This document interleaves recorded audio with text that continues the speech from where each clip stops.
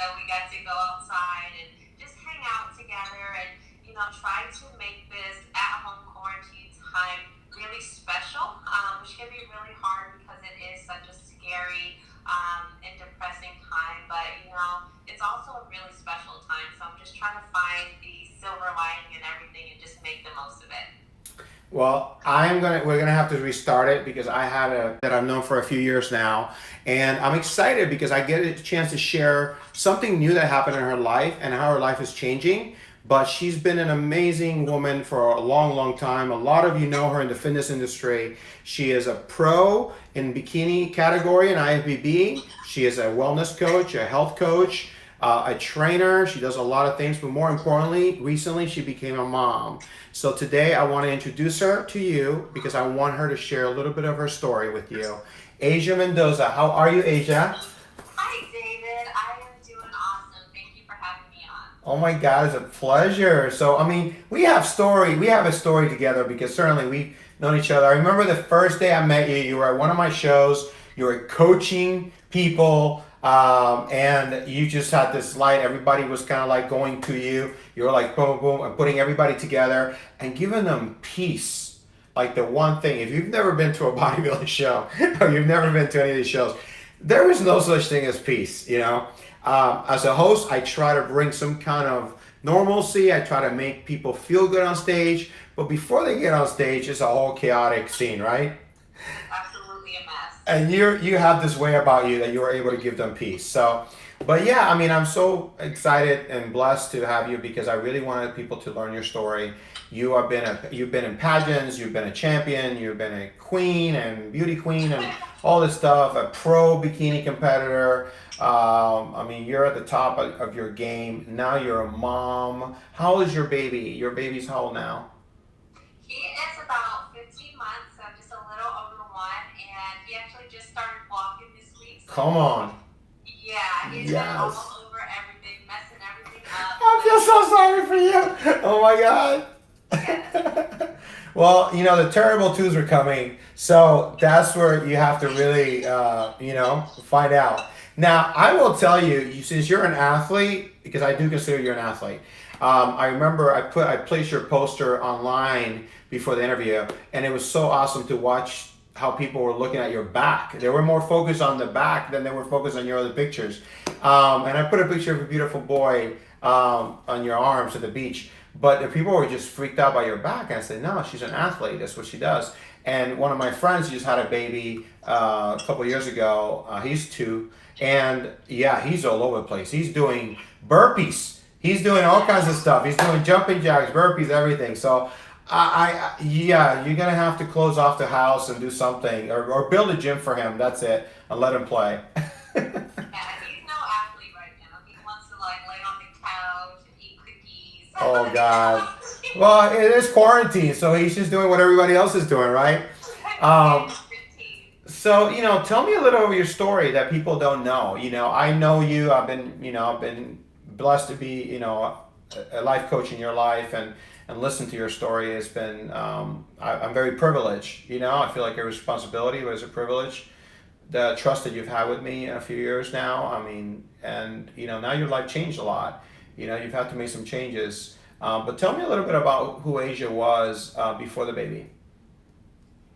Before the baby, I was, all over the place, traveling everywhere, just kind of doing my own thing, which just completely came to a stop for a while. But, that's okay because it's awesome just taking care of my kid and just having fun with him. But before that, as a young girl growing up, I didn't have a whole lot of guidance. I didn't have this great family structure at home. So things were just a little bit crazy there. And I kind of got a little crazy as a teenager. I was out doing things I shouldn't have been, drinking and, trying different drugs and just all kind of craziness. And, I'm very fortunate that I am alive today considering all of the things that I was doing then. But, one day I don't even know what it was. I was like, I'm just going to go into the gym. I just want to look better and feel better. And just from there, it just completely changed my life. It gave me something to look forward to. It gave me something positive to do. And just fitness changed my life from then, from when I was a teenager. Wow. And how did you get into competing? Like, how did that come about? Well, I was training in the gym, not knowing what the heck I was even doing, just doing all the exercises wrong. But I was just working hard. Like, that's something I've always had in me. I was working hard, even though I wasn't doing exactly what I should have been doing now. But a bodybuilder actually came up to me. He was a bodybuilder in the NPC. He said, "Wow, you have really good work ethic. Your genetics are awesome. Why don't you compete?" And I was like, "What is this competing? What are you talking about?" He showed me pictures, and I was like, "There's no way I can do this. I can't." And he trained me. He prepped me for the show, and he was like, "You're doing it." And I trusted him. I said, "Okay, this is something I've never done before. I'm gonna just put my all into it." I always like to work hard. I've always had that in me. So I needed an outlet, and that competing and doing that was an outlet. And he said, "You're getting on stage, you're doing this." And I did. I got on stage looking terrible because he just didn't know how to train a woman, and that's okay. He did as much as he could for me, and he got me there, and it really changed my life. And ever since then, my life has been completely different. Yes, now you have hundreds and thousands of women that you've coached, that you've guided, that you've taken under your wing, for many, many years now. How long have you been competing now? I have been competing for about 12 years now. Wow. And you don't look a day older than you did then, huh? So that's pretty good. It'd be nice to think that, but I definitely have been competing for a long time. I mean, I started when I was, just training for it when I was 18 years old. So. Okay. So about 2 years ago, we connect. A little bit over 2 years ago, right? And what were your thoughts? This guy coming telling you, because I share my story with you, and what were your thoughts back then? Like, I always like to ask that question because I know people have, sometimes you come into each other's lives, you don't know why, and something has to break, right? Something has to kind of open up, and you gotta give somebody a chance to share something with you, and you allow me to share it. But what were your thoughts about that part when we met? Well, to be quite honest, I've told you, in the past that I've always thought that you were my guardian angel, and that's because you always come into my life at a time that I need you most. And sometimes my pride or my defense mechanisms, whatever, come into play and they push you away. But you always just come back to me and pull out the good things inside of me that sometimes I forget are there, or that I just can't see myself. And you do that for me, and you push me out of my comfort zone every single time. And I just remember you came up to me and you're like, "You need to be doing something more. You have this light within you." And I was like, "What are you even talking about?" But every time I take your advice and do something and let you guide and lead me, I always create something amazing. So. Well, I always say that God brings people into my life because I do ask every day. That's my prayer. My prayer every day is, God, bring people into my life that I can be a blessing. So when you pray that, get ready, because God will put people in your life. And, when people say, "Oh, David, you're an empath," or "You're somebody that's very spiritual and you connect," and I said, that's God. That's a gift. That's a God-given gift. And some of you have it and you don't even use it. You're not being obedient. God's telling you to go reach out to somebody. You're not doing it. So that's on you now. That's not on me. But one of the things that I decided after cancer, of course, after I started coaching women, was be obedient. Share, even, like, I've shared some stuff with you that I'm not going to share on the air. But anyway, there's some stuff that I've shared with you and a lot of my friends or clients, and it's not easy to share. You know that. It's not like I don't want to rain on your parade. I don't want to, but I know that if I share with you, God will reveal the why, right? And that's, we came back and we started coaching this year, beginning of the year, we started coaching, and you were telling me, I have a baby now, I'm doing this, I'm doing that. You're getting ready to launch a podcast, if I'm correct, right? Absolutely, yes. Yes, and you're writing your book. Yes, we're writing a book. I know it's coming. I mean, listen, I'm your biggest fan. We're gonna make sure we get this done. But you know, the podcast is it turned something different, right? Now we're not gonna talk about just fitness or just that. What are we gonna talk about on this podcast that you're getting ready to launch?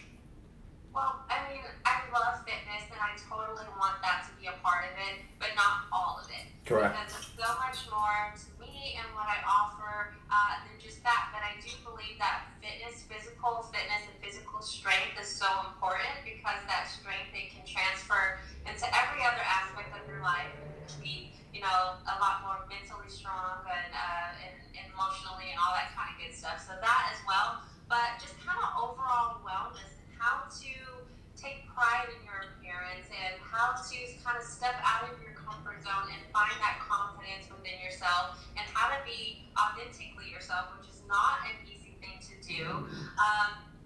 And with beauty and skincare, because that's such an important place for me because I have always just kind of just explored everything and experimented with things that were terrible, things that were great. So if I can just take some of that, you know, error away from women, I can really help them in figuring out the skincare that just works for their skin and their lifestyle, the whole thing, and even just how to dress for your body size because there's so many different body types, you know, like apple shaped and pear shaped and hourglass and the whole nine, and it can be really hard to figure out what is going to work best for you. So that is a part of my passion that I want to share. And there's even a lot to it. I feel like when you have a home or wherever you live, and it's just a beautiful atmosphere and environment for you, that it can make your mental well-being so much better. Absolutely. Yes. Well, we talked about your, you know, being a product of your environment. You can change your environment. You can control your environment sometimes.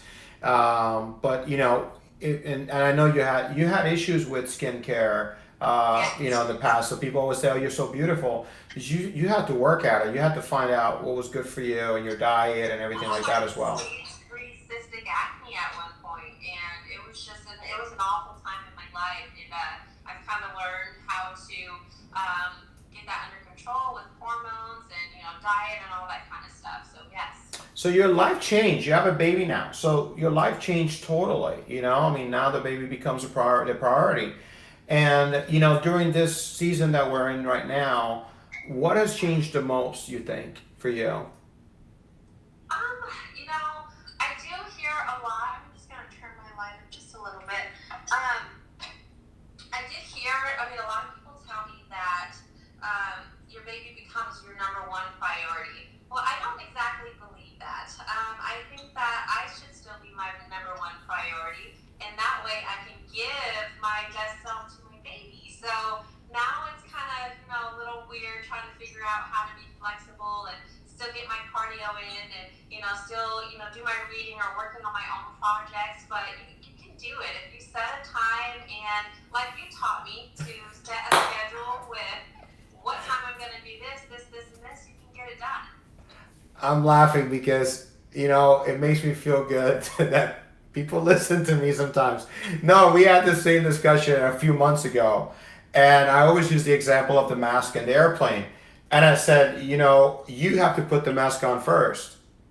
You know, babies are sponges. If you're in a bad mood, the baby knows it. If you're arguing, the baby knows it. If you're crying or sad, the baby knows it. Trust me, you might not see it, but it starts sponging. It's like the sponge, you know, it soaks up everything, the energy of the room. And we had the same discussion. I said, you need to take care of you, always. And if you take care of you, the rest will be better, right? And yeah, scheduling, you know, time for you, or scheduling certain things. You know, now you seem to have a little bit of better schedule with the baby in terms of when he goes to sleep and not, and whatever. But, you know, certainly you're doing this, you know, and I hope that on the podcast as well, I hope you're going to share some of the stories as well. And with moms, I think you should have that platform as well, because, you know, you've been able to manage and balance a lot, Asia. I mean, certainly, you know. What is the plan now? Like, what do you see yourself? Let's get through this season, right, of quarantine and all this stuff. What is the next season that you see in your life? Well, just getting through this has been quite lesson learned for me. It's a lot of lessons in this time that I've learned when it comes to gratitude and just kind of making things happen when you don't have a lot of the resources. There's always a way if you want to make it happen.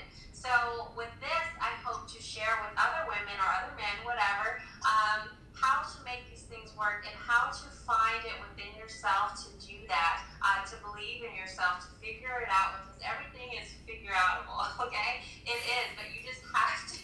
She just came up with that word. It's not good. Yeah, that's the word. But it's there, and there's always a way to do it. You just have to find it. And sometimes we're so lost in negative thoughts and self-doubt that we cannot find the solution. And I want to be there to help find that solution for every woman because it's there. Amen.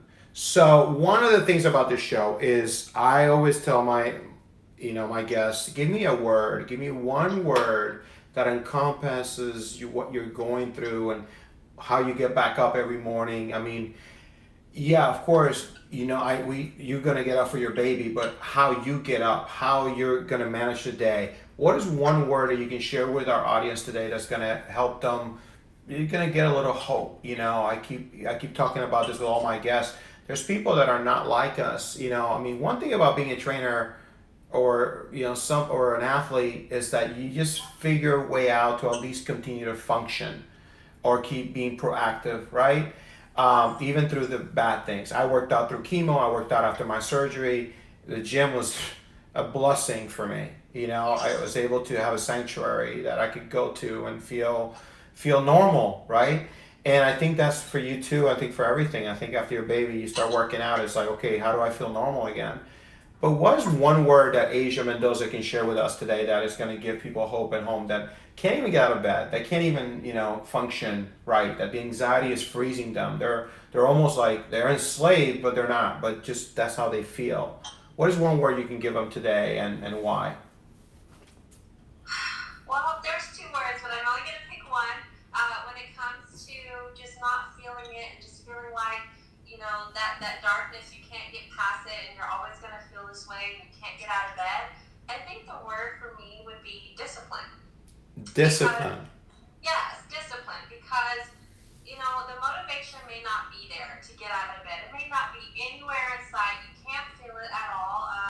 And motivation is it's fleeting. It's never there for you all the time. It comes and goes as it pleases, but that doesn't mean you can stop. That's when you have to dig deep, use your discipline and say, hey, I'm going to do what I need to do for me, my family, my life, even if I don't feel like it, even if I don't have the energy in me, I'm going to do it because I'm disciplined to do it because I care that much about myself and my life.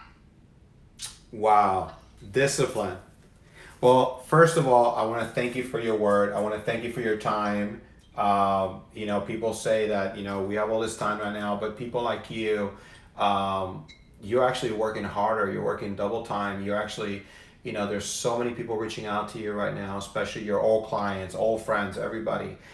So I know that your time is very valuable, and especially with your new baby. So thank you again for your time and for your word discipline. And if you're listening to Asia, discipline. Well, what is discipline? Well, you have to start a routine somehow, right? You have to get into some kind of routine. Could be wake up, go to the gym, work out. Right now there's not a gym, there's not this. A lot of things have changed. So you might have to start being disciplined in different ways. But finding discipline, it does remind me of routines that I had to start all over again, especially when I wasn't physically fit, when I was really ill. And I had to figure out a little bit about what I used to do that I could do. And I think that's our message today. It's like, even if we are not in a happy place, we're not motivated, we're not inspired, but maybe we can go back and touch on something that we know we can get done. We know that there's a routine and there's a discipline to it. And we've done it over and over, and maybe we can start doing it again. So I like that word discipline, and I want to thank Asia for sharing her inspiration with us today. So what are you disciplined about? What are some of the things that you know you can accomplish? And you can go back and build that routine all over again and start over again and do it daily. Because maybe that is a distraction. Maybe that will get you through your bad times. Maybe that just gets you to wake up a little bit. And from that discipline, you can start looking at better days. Days with happiness and joy. And maybe you find the inspiration, and you build that over and over again. Well, this is a time that we're all looking for inspiration and motivation, and we're looking for a distraction because we want to stop thinking about what the world is going through. Well, I hope that this word discipline means something to you. It starts something that wakes you up. Again, I never finish a program without giving you my message: to find hope, to have faith, and to live every day with purpose. God bless you, and thank you for joining me in another episode of Life Changers for Life.